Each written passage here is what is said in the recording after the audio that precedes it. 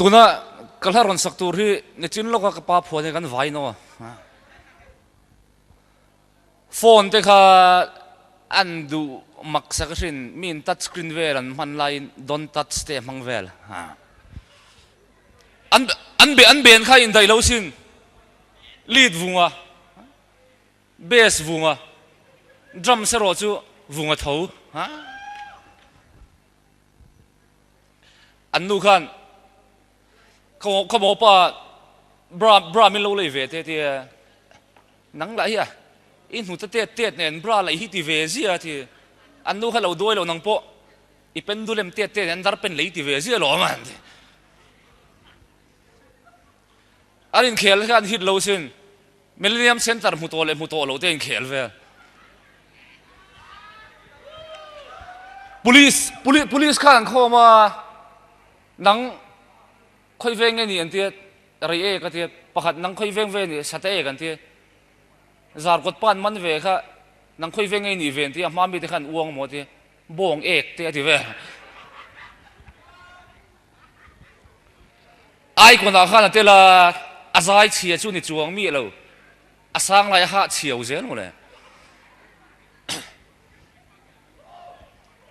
an ben kha sai ranga kon sa dan zuk na ya an lo thling om lo mai sin aron holam pangha kein pum pila te ron hovel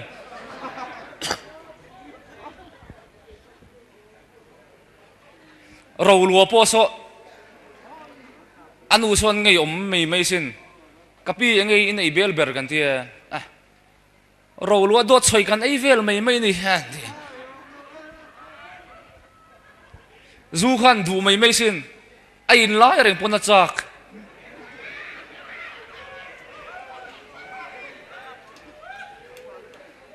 Calcutta khana jin ve airport a vai tong in an lo bia nui deu suk vai tong thiam lo ni hin ti sap tong an belet a thiam lo tul lo che sap tong an bole an belet che chu anu ya za tul lo ne Delhi kala thil hon kha ho sin alu ke so man hona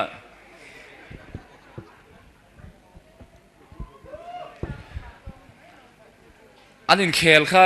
anan ne om lo mai sin o tuna goal sari na pet goal tu kha aming chu an ti ngor he goal ri na lut le to han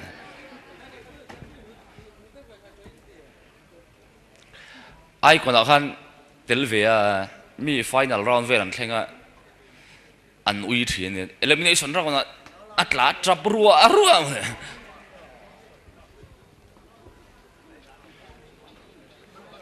mà nếu chú phải hậu gì mà phim thu con thò mấy chú